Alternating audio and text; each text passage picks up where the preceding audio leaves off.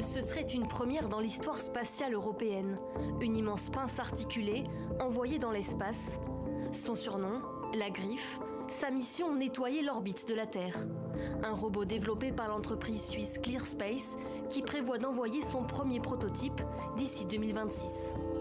Nous fabriquons des robots qui vont aller à la rencontre de morceaux de débris ou de satellites morts.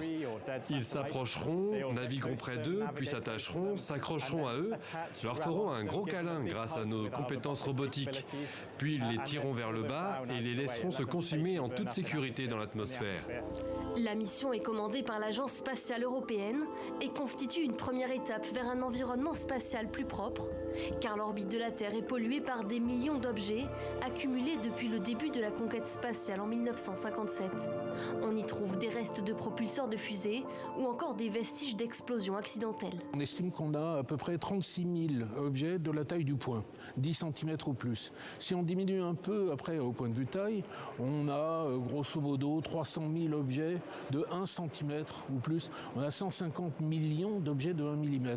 Alors 1 mm, c'est pas beaucoup, mais quand on a une collision avec un objet d'1 mm, c'est la même énergie qu'une boule de bowling lancée à 100 km/h. Donc ça fait des dégâts terribles. Ça tue n'importe quel satellite.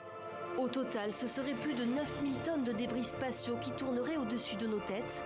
Des débris parfois incontrôlables qui constituent pour les satellites et pour les missions spatiales une menace bien réelle.